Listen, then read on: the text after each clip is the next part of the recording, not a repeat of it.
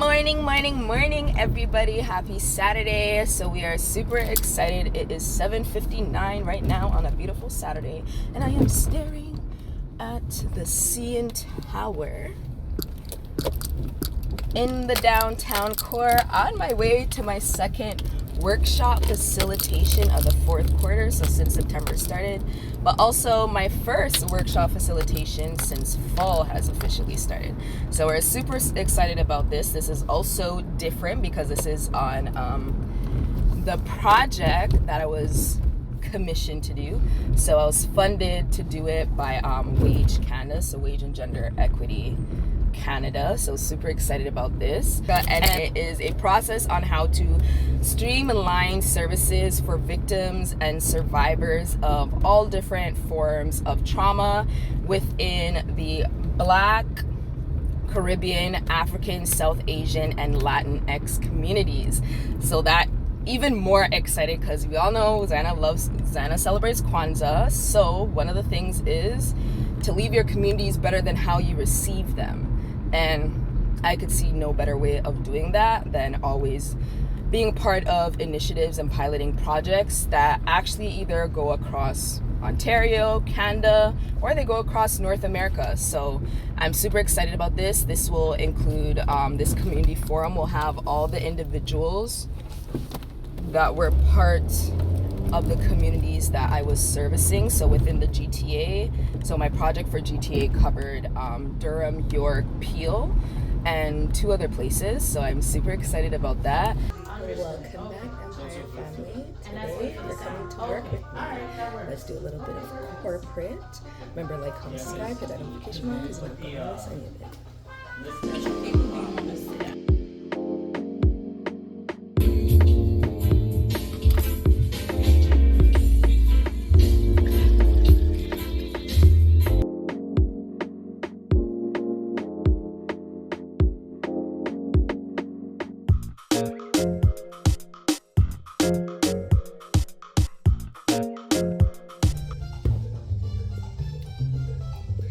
So, today is going to be our first full day of seeing what Zana does in this space for the community forum.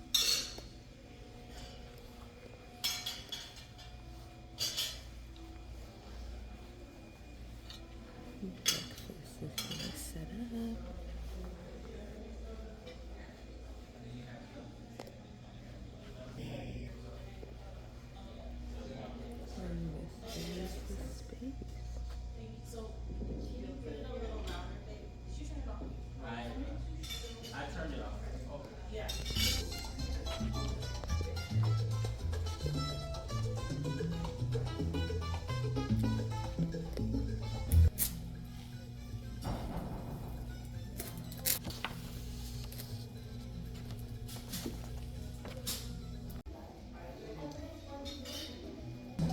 Just 2 more minutes and we're gonna get the event going, okay? I'd like to officially welcome you to Embrace Your Strength, a day of empowerment and reflection. My name is Shanice and I will be your host for today. So our theme is trusting yourself and building resilience. This forum is designed to help us reclaim our power, confidence, and autonomy while building tools for emotional, mental, and physical well-being. To help us begin with intention, please join me in welcoming Maymuna Nentenza, a social service work student at George Brown College with experience supporting women facing gender-based violence, creating safer spaces in our community. She'll guide us through a grounding activity to center ourselves as we begin.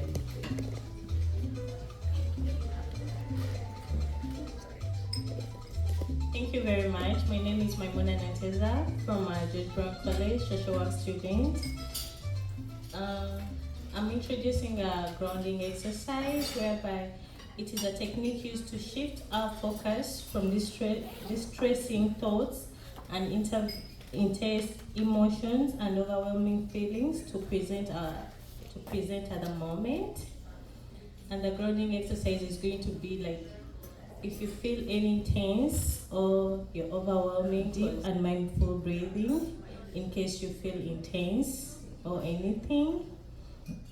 You can do some movements, do some stretches to reconnect with the body at the present moment. It is now my honor to introduce our keynote speaker, Cassandra London. Cassandra is the founder of Her Black Health and a certified health and mental wellness coach with over 15 years of experience. She supports Black women in reclaiming their wellness and resilience, transforming pain into purpose, and creating affirming spaces where women feel seen, supported, and empowered to heal. Please join me in welcoming Cassandra, who will deliver her speech, A Voice for Change, The Power of Resilience. Just as Mayamuna was talking earlier about our grounding exercises, things to basically keep us focused on the presentation, but like even our emotional states, right? Just as Mayamuna said, it's going to be a delicate topic, but just know that you are supported and empowered here, okay? So as I said, welcome Cassandra. Love that. Give me a little more life. How you guys doing this morning? Yeah. There we go. All right, so today we're going to talk about resilience and how that could be a voice for change for you. So here, let's get started. Women, you are the seeds of this universe. You've come so far to be heard. Don't let anyone tell you that your existence is not worth it. Your existence is everything. Women, you're the seeds of this universe. Keep taking up space and breaking down barriers. Because of you, I am. Because of us, we are. You matter, you are seen, and you are loved. Women, you are the seeds of this universe. And yet, I know how heavy it can feel to keep showing up, to give so much, and still wonder if anyone truly hears you. I've felt that way too. And that's why I begin here with you. Because before we can talk about violence, I want you to hold this truth. Do you know that your existence is enough? Even in a world where 1 in 3 women will face violence in her lifetime, gender-based violence is not rare. It is widespread. It's a global epidemic. And although that truth is alarming, I stand here as one of those women to remind you that your presence in this room, in this community, in this moment is everything. I'd like to take a moment and introduce myself. So my name is Cassandra London. As you heard before, I'm a certified health and mental wellness coach and the founder of Her Black Health. Picture a space where Black women can finally exhale, release stress, and rebuild boundaries. That's the work I do. And I also partner with organizations to create real care and inclusion. I didn't choose this path because it was easy. I chose it because I've lived the power imbalances that we're naming today. And they taught me that resilience can turn any voice into change, into a force of change. And you've never heard this before. Let me be the first to tell you. Your very essence is resilience. You're resilient when you speak up despite the fear. You're resilient when you ask for help, even in doubt. And you're resilient when you keep believing in yourself, even when it feels impossible. Resilience doesn't mean always being strong. It doesn't mean carrying the weight alone. It doesn't mean hiding your emotions. Even silence can be resilient. Not because you don't care, but because you're gathering strength and creating safety within before you act. Now, I want you to take a breath, close your eyes, and ask yourself, what does resilience mean to you? Hold that answer, that image, that word, because it holds a strength that can outlast any storm. Before I share my own story, we need to name how gender-based violence shows up and why resilience matters. Gender-based violence is any act of harm, physical, sexual, emotional, or economic, rooted in power and aimed at someone because of their gender. We often think of domestic violence, sexual assault, or street harassment. For nearly half of women in Canada, 47% have experienced harassment or sexual assault at work. Ooh, take another breath and let that sink in for just a second. But gender-based violence hides in places that we rarely name. A workplace where promotion comes with silence.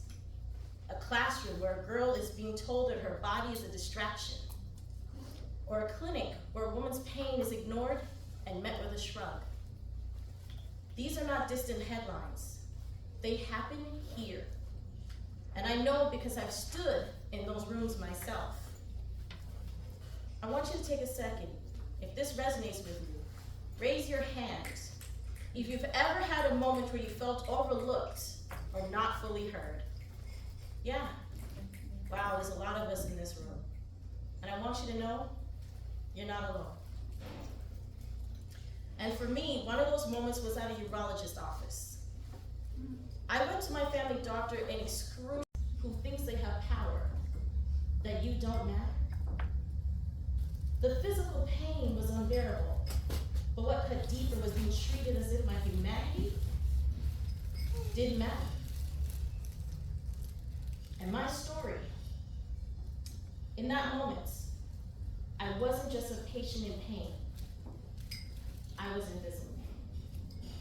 Set clear boundaries about what I would and would not accept, and I called on my community for support. I found a new family doctor and a new specialist, and I promised myself I would never go through a procedure alone. And so from that point on, friends and family came to every single appointment. And I also set clear boundaries about what I would and would not accept, and I called on my community for support. I found a new family doctor and a new specialist, and I promised myself I would never go through a procedure alone. And so from that point on, friends and family came to every single appointment. And I also reached out to Women's Health and Women's Hands for support to see a therapist, because mental health is really important. And before any procedure, I made sure every provider explained exactly what they planned to do to my body, and I asked for all the paperwork, so I could not only see the results, but how they documented my care. I learned my rights, that I can refuse treatment if I feel unsafe or unheard. I began interviewing doctors. I stopped asking for respect, and I began demanding it. And I want you to know, no matter what your story is, you deserve to feel safe, to be respected, and to be heard. Hands. With a background in nursing and public health, she brings a wealth of expertise and a deep commitment to advancing the health and well-being of racialized women. She'll be joined by Zana Finley, GBV case manager at Women's Health and Women's Hands. Since 2018, Zana has worked extensively as a counselor and case manager, piloting projects that streamline services and support survivors across the GTA. Please welcome Tamiola and Zana. Good morning, everyone, and thank you all for being here. Good morning. Good morning. Okay. As Diana said, thank you so much for being here. We're going to provide you with an overview of what we have been able to accomplish over the last year and a half as we developed and pilot tested this GBV cascade. So I'll start with the goals. This project is funded by Women and Gender Equality Canada, and the purpose of the project was to strengthen support for racialized immigrant, refugee, and non-status women within the Greater Toronto area. And we did that by piloting a program to address their unique risk and socio-cultural challenges they experience when they're seeking gender-based violence support services and care. Our target group were all women ages 18 up and women who are from the African, Caribbean, Black, South Asian, and Latin American communities. These are the communities that Women's Health and Women's Hands serves.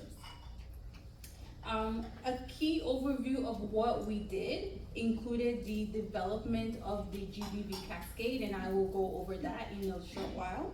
We then piloted the cascade that we developed, evaluated it, and we were able to develop some strategies for long-term sustainability. So this image shows you our model. This GBV cascade was developed to go beyond meeting the immediate safety responses for women. It focuses on the overall well-being and needs of survivors. And the reason why we decided to develop this cascade is because Women's Health currently has a HIV cascade, HIV prevention and care cascade. And it has been very successful in helping women living with HIV receive all the support, community, and services that they needed. So we decided to replicate the same process for women who are experiencing GBV. The model was developed following the following 4 stages. First, we identified a cascade of engagement and care that has proven to work for women living with HIV. Once our consulting did that, we engaged with community members and stakeholders that included service providers, women at risk or already experiencing GBV. And we did that through focus groups, one-on-one interviews, and surveys, because we wanted to identify the specific needs that they require from our program. Once we did the community consultation, we finalized the first draft of the cascade, and we had a deliberative dialogue. In that deliberative dialogue, we presented the model, and we got additional feedback from stakeholders. And then we did the 1-year piloting. So the image here shows you the cascade steps. It always starts with engaging with the community, and then it leads to GBV education and prevention activities. Alternatively, it could lead directly to service entry point, which is case management. Through service entry point, our case manager is able to provide linkage to support services internally and externally. The women were able to receive support. We ensure that they are retained in support, and the whole purpose is to provide them with a reduced risk or freedom from violence.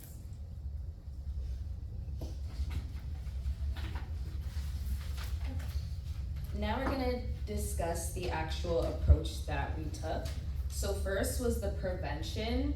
So other than supporting everyone, the first aspect of GBV is trying to actually prevent it by educating the population as well as giving them the tools. So risk assessment tools to assess individual risk, as well as risk management tools and safety assessments. So safety assessments can be done for everything. If someone felt unsafe in certain spaces and someone here knew they were going to be coming to the community forum, you can actually have safety plans for work, safety plans for when you're going to your car from your house, safety plans for each and every aspect, safety plans for when you're on vacation. We also had peer co-facilitations, which were very effective, which allowed individuals to go into their communities that they service and live in and provide the actual tools that they felt their community was reaching out or looking for as well. We had digital storytelling, as well as podcast series and blog posts. And a lot of these are still available on our Flourish website, as well as on our social media pages. The supports that we provided through case management were case management supports, crisis intervention, safety planning, as well as individual counseling, advocacy, and referrals. So just a little bit more details on the referrals. So even though our target was for individuals within the GTA, through the project, we actually had a lot of individuals that did reach out that weren't from within the GTA, as far as Quebec, some individuals in Niagara Falls, or a lot of individuals that live in rural areas outside of Ontario. So we did still provide those supports, because within GBV, there's not necessarily always going to be someone within your community that can support you or that you know of. And because Women's Health in Women's Hands is more known, a lot of individuals will reach out. So it's more giving them warm referrals, so not just leaving it up to them to have to call and disclose their story again, but actually making that initial call or email yourself and getting consent from the clients to be able to share their story, so they don't have to further have to go and tell their story to someone else and potentially get that we don't offer that service. So allowing a more smoother transition. And we also have the community leadership, so conveying women as adversary committee members and representatives, which we also have here as well today, representing the intersectionalities and identities of lived experiences of survivors, as well as recruiting and training women experiencing or at risk of GBV to be able to deliver community-based outreach events. For our community engagement activities, we had 4 different activities that we did for engagement, which are peer-led kitchen table talks. So these were when individuals within our peers will come to us with an idea of what they wanted to do for a kitchen table talk. We had individuals that did dinners. We had a lot of individuals that also do have their own businesses within GBV that were either able to do wellness activities, or they actually did monthly follow-ups with the individuals. So that really brought a lot of feedback to see what it is the communities themselves are looking for, because as we did say, the project target is ACB, so Black, Caribbean, African, South Asian, and Latinx individuals. So with that, we're able to see what each population requires rather than just going in and providing what we think they need. We also did workshops and webinars, which were educational sessions designed to raise awareness and equip participants with the knowledge and skills to prevent GBV. So before any of our peers started going in to do kitchen table talks, I actually did lead a 2-part training for them, as well as the training was open for if at any time they still needed support while doing their kitchen table talks. They were always able to reach out to me or Tommy Lola if they required any other support, or also if their participants required support as well. We had our digital storytelling and podcasts, which were powerful narratives to be able to educate and raise awareness, as well as inspire change while fostering empathy and understanding. So empathy in the form of not feeling bad for someone, but having empathy for what it is they're saying or what it is that they're going through. And social media campaigns as well. So highlights key issues, raising awareness and promoting community involvement to drive change and support. So within the last year, just from the social media campaigns, we've had over 1,500 plus engage with our social media campaigns themselves. For case management, again, we had the crisis intervention, safety planning, as well as individual counseling, advocacy, and referrals. And then we have our program reach. So the GBV Cascade program was able to reach over 500 women over 16 months. So this was particularly for the case management and the peer kitchen table talks. So in terms of case management, from April of last year until June of this year, we were able to support through counseling and workshops over 315 women directly with case management supports, as well as the impact of primary prevention activities. So increase the understanding and awareness of GBV related topics. We also were able to increase confidence in understanding and establish safe and secure relationships, improve safety effectively and safe empowerment to break the cycle of violence, as well as useful resources and materials that we provided. So we provided many different tools throughout the project. We provided fridge magnets for each community, so South Asian, Latinx, as well as ACB, with resources that are geared towards each community, as well as resources that where you can go and not feel the need that you have to be able to speak English. You can actually still speak in your mother tongue and get the services you need, because they offer those services in their native tongue as well. Impact of case management on women who access service were increased safety and protection, mental health stabilization, as well as emotional recovery, empowerment and self-advocacy, holistic and individual supports, as well as sustained progress and exit readiness. So even though this was just a pilot project, any of the clients or women that we served that left case management, they were also brought over to long-term case management rather than not having anywhere that they can go. They were put over into case management outreach supports that will be able to follow up with them for 1 year to 2 years after receiving the case management from us. So key lessons that were learned from this project included that survivor ownership is essential. which is one of the reasons why this project is grounded on leadership by community members. It's always important that when we are telling stories about women, not just women within the space of women's health.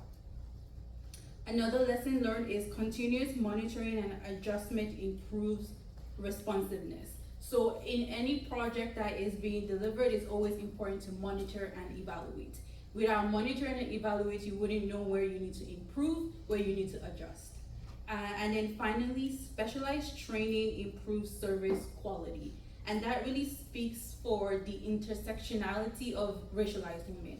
It's important that service providers in the GBV space, they receive the training that they need to help them help women. Because every woman comes into the space with different intersecting discrimination, whether positive aspect, negative aspects. It's important that service providers are able to navigate that. So to close, we developed a program toolkit, and it provides a comprehensive guide for ongoing community-led action.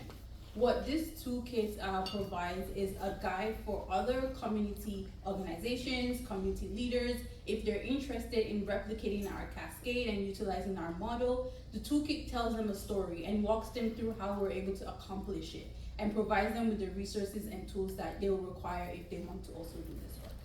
So the toolkit is available on our website. We also brought some physical copies if anyone is interested, but I do urge everyone to go to our website to take a look at the toolkit as well as all the other resources that we developed throughout this project. So our website is www.flourishaccess.ca. It was developed when we initially had a project that supported women who were impacted by female genital mutilation, but we were able to expand it to also include resources and support for women who have experienced any form of gender-based violence. So thank you for listening to our presentation, and I really hope you were able to gain great insight into the work that we were able to accomplish. All right, thank you, Tomiola and Zayana, for sharing that meaningful overview. We'll now move into our interactive activity titled Messages That Matter, Letting Go of Past Experiences to Reach New Heights. Guiding us once again is Zayana Finley, who will lead us through a powerful letter writing exercise, one for release and one as a love letter to your future self. All materials are provided for, and this is a moment for reflection and intention. Thank you all again. So we've just taken a lot of information together, and now I'd like us to shift into a different kind of activity. So something more personal and reflective. This next part is about you. It's a chance to release some of the weight you may have been carrying and to also offer yourself love and encouragement. So in your gift bags that you received when you signed in earlier in the front, you will find a pen to complete this letter writing activity. Please make sure to remove the red cover once you open the pen that is at the tip of the pen before using it. Program staff will also hand out thick white paper for your rage and release letter, and the color paper with an envelope for your love letter to yourself. And I'll just give everyone a moment until everyone gets their papers. Before we begin, let's ground ourselves. So please, if you can, place both your feet on the floor, close your eyes if you feel comfortable to do so, and take a deep breath in. And now let that breath out. And we're just gonna do this for 2 more together. Deep breath in. Now deep breath out. And once again, deep breath in and deep breath out.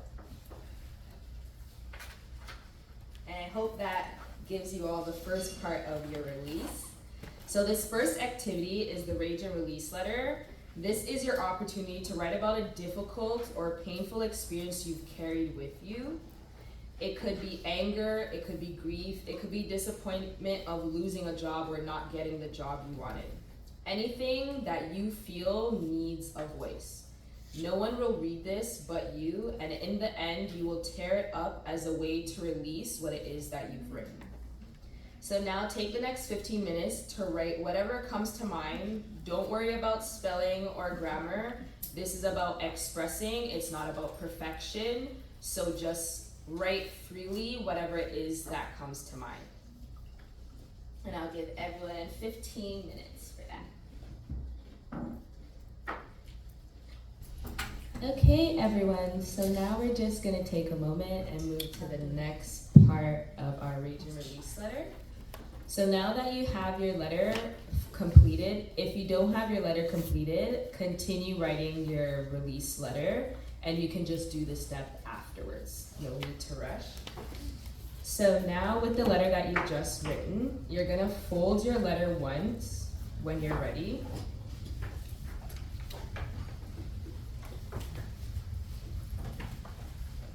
And once you've folded your letter, you can now rip your letter into pieces. You can either put the letter into the baskets on the table, or you can take your letters after you've ripped them and you can keep it until you find somewhere you want to release it. That may be in a body of water, that may be by flushing it may be by putting it directly down the garbage, or it may be by burning it later.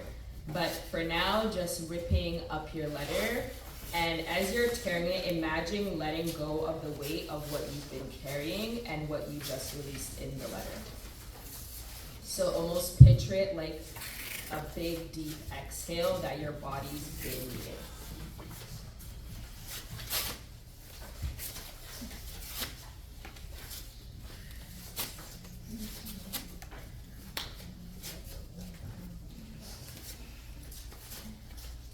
Now, after you've ripped your letters, take one more deep breath and exhale that breath. But once you're exhaling the release of what you've just written as your first step of releasing everything. Thank you for all taking that step. And now that we've released some of the heaviness of the past, we're going to turn our attention towards nurturing our future selves. So not nurturing survival, nurturing our future selves. So we're moving from surviving to actually living and thriving. So not what your survival mode may do, but what you want for your actual future self. So this is where love, care, and hope are going to come in. So this second activity is the love letter to yourself. In this letter, you'll write from a present self to your future self. So now the facilitators are going to come around and they're going to provide you with 1 to 2 pieces of paper, as well as a letter, as well as an envelope as well. So think about what you want for your life, what encouragement you may need, and how you want to care for yourself moving forward. So this is a chance to speak to yourself with kindness, compassion, as well as hope. So you're going to write the date of when you're writing this to yourself in the future so that you can go back to it and look at it on that date. So everyone's time will look different for their future self, as well as what it is that you're writing. So again, you're thinking about what you want for your life, not what you think others want for your life, but what you want for your life and what will make you genuinely happy. What encouragements you might need. So even more than encouragements, what steps may it take? So if it's, I want to be happy, what is going to make you happy? Writing those things down so that you're not just looking for the happiness, but you know what steps it's going to take for you to actually get to that place you want to be. And how you want to care for yourself moving forward. So remember, again, you're speaking to yourself in this letter with kindness, compassion, as well as hope for your future self. And now just take the next 15 minutes to write your love letter. You might start with the phrases, something like, dear future self, but it's completely up to you. And then write about your dreams, your goals, reminders, or of your future work.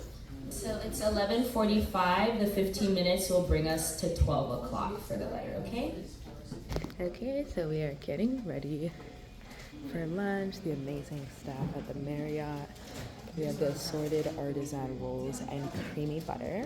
We have our romaine baby kale Caesar salad. We have some freshly shaved parmesan. We have focaccia croutons. We have mandarins. The almonds we got rid of, and we have poppy seed dressing for our Mediterranean salad. We have potatoes. We have buttered seasoned vegetables.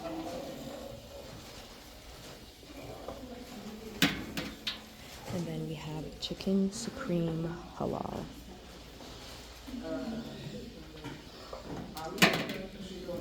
And then we have fresh fruit. We have a selection of desserts, tiramisu. Ooh. All the dietary restriction meals. Okay, everyone, I hope you all have enjoyed that activity. So now what we're gonna do is you're gonna fold your letter carefully and place it into the envelope provided.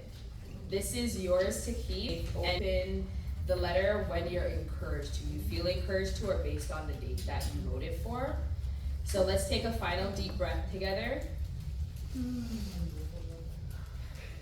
And exhale. So now you've both released your past, but you've also very importantly planted seeds of hope for what you want your future to look like. So as we move into lunch, I invite you all to carry with you the lightness of letting go of the past and the warmth of planting what it is for your future. Please take good care of yourselves and enjoy the time to rest and connect while you're going through lunch. So there's going to be a table on this side. That side is specifically meant for anyone that has any dietary restrictions. And we'll be about 5 minutes and then we'll open the doors for everyone to come out for lunch, okay?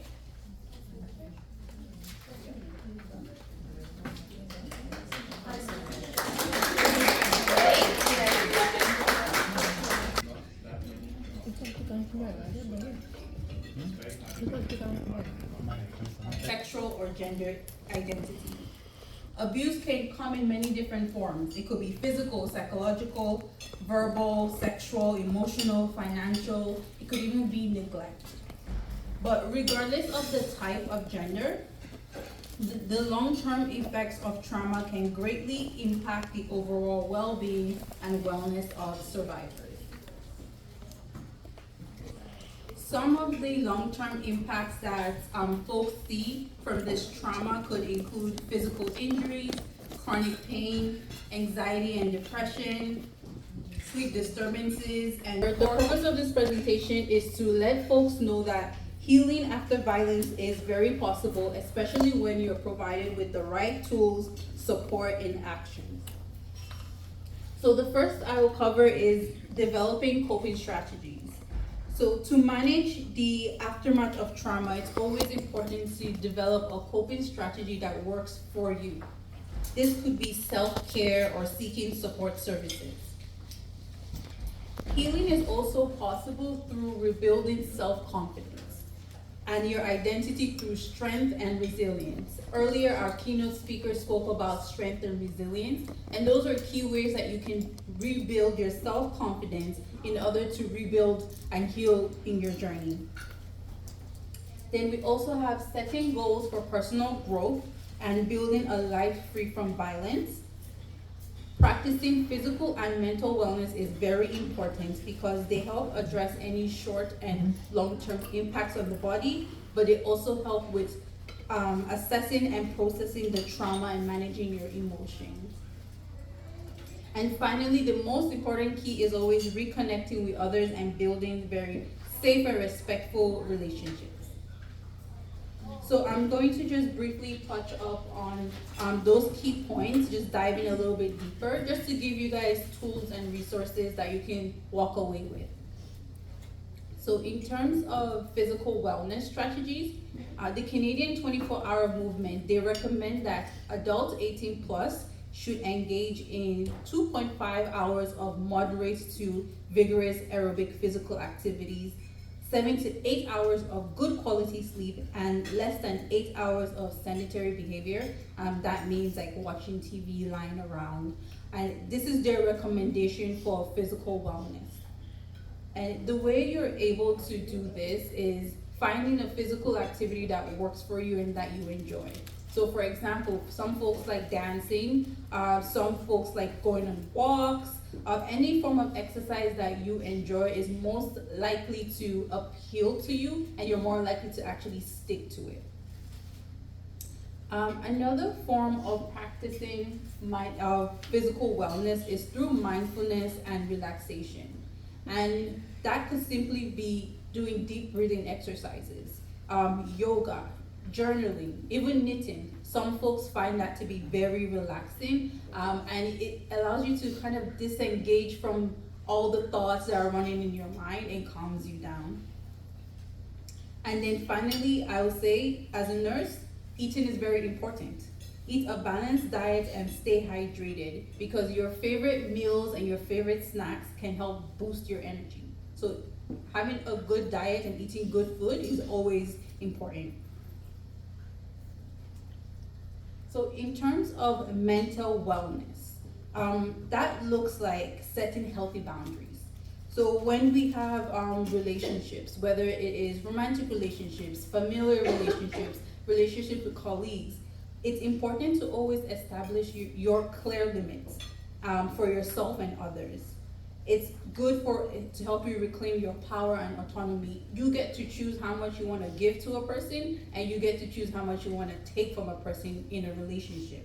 So we always say there's nothing wrong with telling people no, and there's nothing wrong with taking time out for yourself when you need to. If you need to kind of disengage from a relationship briefly and you need to just take that time to yourself, that's very important for your mental wellness.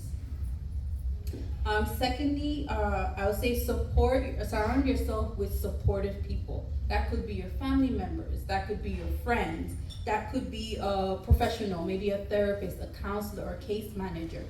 Someone who will be able to support you throughout your journey. And again, keeping in mind that relationships should be healthy, they should be independent, they shouldn't be controlling. So those are things that are very important when forming relationships with other individuals. Again, mindfulness and grounding techniques that I spoke about a little bit earlier, they're very important for mental wellness. Journaling through your thoughts and emotions. And then finally, engaging in a creative outlet. So mindfulness is not the only way of engaging in your emotions. Some people are more creative, so they like art, they like music, they like writing. So there are other forms that you can use your creative outlet to help with your mental wellness. So next is tools for building your self-confidence. To build your self-confidence, it's important to acknowledge the trauma and recognize that it was not your fault. So whether you were directly impacted by GBV or indirectly impacted by GBV, it's okay to acknowledge that you did experience this trauma, but it's important to acknowledge that it wasn't your fault. Acknowledge your feelings without self-judgment, and forgive yourself for any perceived mistakes or shortcomings that you believe that you might have. Practice self-compassion. Treat yourself with kindness and understanding. So the same way you would treat another individual with kindness, it's very important to treat your own self with kindness and compassion. Recognize that you are not defined by any previous trauma, and healing takes time. Another important part for self-confidence is to practice your skills that helps enhance your independence. One of the key things about folks when they're towards the journey away from a violent relationship is building their independence. So that could be doing a job readiness course, learning a skill that you know will help you get a job so that you can be more independent. You can decide to do some digital financial literacy, learn more about taking care of your finances, especially if you are in a relationship where someone else was controlling your finances. So it's always good to practice the skills that you already have to enhance your independence. And then engage in activities that focuses on your strengths and your resilience. And it's always good to acknowledge that and build those things, because those can help you build your confidence and your independence. And again, once again, seek support from friends, family, and professional providers. The journey towards freedom from violence, it's important to remember that you can leverage your strengths and set goals for personal growth. So when you're trying to grow personally, use what you already have within, so the strengths you already have, set goals around those strengths, and it can help you build personal growth. And that can be summarized by saying, because I am good at something, I can take this small action to work towards a specific goal. So you can just, and I will be sharing the slides with everyone after, but it's just simply saying that I recognize that this is my strength. These are the steps I have to take, and it will let me get to a certain goal. And some of the strengths that we often see among survivors of GBV includes resilience. They're very resilient. They're very resourceful. You're able to make things work even if you have very little. That's a very key strength. And that's a strength that can help you gain financial independence. Empathy. You have shown yourself self-compassion. So that's one strength you can leverage. And you can maximize that by joining a support group so that you're around other people who are also the same lived experience as you.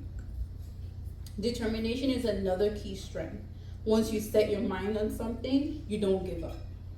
And then creativity, once again, your creative outlet can bring self-empowerment. Across Canada, there are many resources and organizations that are available. And again, I will share this with everyone, but feel free to take a picture. This is a list of different helplines that are available, such as the Assaulted Women's Helpline, Kids Help Phone, Canadian Anti-Violence Hotline. So there are different numbers that folks can call to receive immediate support. There are also resourceful organizations specifically for GBV support, and I can highlight a couple of them. So for example, there's an organization called Shelter Movers, and they actually help provide moving and storage services for individuals who are fleeing abuse at no cost. So they don't have to pay, they provide them with that free service. 211 Ontario is a very good tool. Not only does it help with finding social services, but it also helps with finding medical services and any other services that you want. It's a very great tool. The WYCA specifically provides support to women and girls, including shelters and counseling. There's a victim service directory which has access to all the different services that are available in Ontario, because mental health support is very key. There's a bounce back program, and it provides free skill building programs designed to support the mental wellness of adults and youths. Strive Toronto, which is based in Toronto, it's a multi-service agency that addresses the mental health needs of both children, youth, their parents, and their family members. A very important one is the Barbara Schleifer Clinic. It offers brief and long-term counseling for survivors of violence and abuse. It also helps with legal aid and other immigration-related services that folks might need. Leading to that is, how can we help with community healing? And one way that can be advocacy. So especially when you are aware of resources that are available, you can lend your voice by sharing these things so other folks are aware. One way you can do that is, there is a worldwide initiative that is called 16 Days of Activism Against Gender-Based Violence. And that happens from November 25th to December 10th. That's a great way to lend your voice to GBV advocacy, and you can do that in many different ways. You can decide to start a conversation. So maybe you're with friends, you're with family, maybe you have a community organization that, although not everybody is comfortable breaking their silence about their experience, but every person who decides to do that, they are collectively breaking the silence surrounding gender-based violence. I will open it to questions if anyone has any. and also open. And just one more thing, when we talk about supporting survivors, the one thing we didn't touch is making sure that you have the capacity. So it's completely fine to be a friend that does not have the capacity to support their friend, because your cup is not overflowing or halfway full to be able to provide that space for that individual. So making sure even within supporting your friends or your loved ones, you're making sure you're not taking away from yourself and showing up for your household by trying to be there for other people.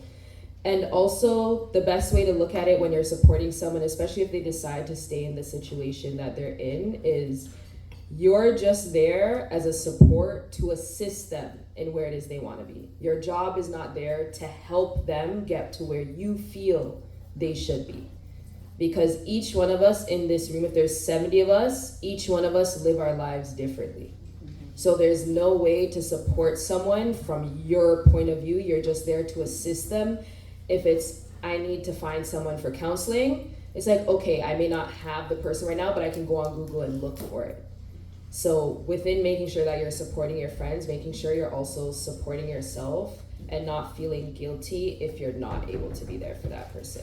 Practical strategies, and Zayana for adding on that extra important caveat, right? Self-care is very important, and while we would love to extend our help and help our friends and the people that we love, we just need to make sure that we're staying within our limits. And sometimes, just as we know we have women's health in women's hands, we could also refer people out. If you know you cannot help somebody, refer them out to these resources, right? Now, so to help us reconnect with our bodies, we'll transition into a gentle seated movement session titled Feel It to Heal It, exploring bravery, wellness, and courage through movement. Leading us is Chichi Udo, a mother, survivor, and advocate who transforms scars into testimony and pain into purpose. Through her work as an HR practitioner and community advocate, Chichi helps African, Caribbean, and Black youth and women recognize their worth and flourish. Let's welcome Chichi.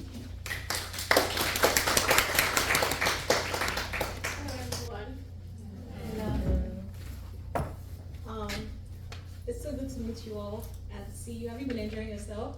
Yes. So welcome, and I'm going to be inviting you all to sit comfortably on your chairs as we go through a seated body movement.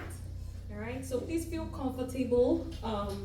Do what feels good for your body while we go through this. So we're going to begin by taking deep, slow breath. You ready? So if you feel comfortable for you, place one hand on you can put one hand on your chest and another hand on your laps, wherever it works for you, while we do deep inhale breaths. Down. Simply say, I release what I no longer need. And then exhale down. Imagine letting go. If it feels comfortable for you, let your right ear move gently to your right shoulder. You can feel the stretch right there. Returning back to the center. All right, thank you, Chichi, for that grounding and uplifting close to our movement session. As we near the end of our time together, I want to thank each one of you for being here today. This forum was created as a space of solidarity, learning, and healing, and your presence here made it meaningful. To the survivors here, thank you for your courage, your voice, and your continued resilience. To the staff, advisory committee, and peers who brought this program to life, your dedication is deeply appreciated. And to all the attendees, thank you for standing as allies and advocates. Let's carry this spirit forward by continuing to support survivors and promote awareness and prevention in our communities.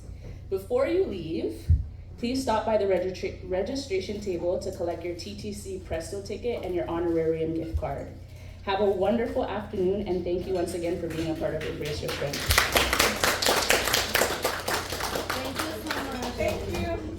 And just like that, that's a wrap! And that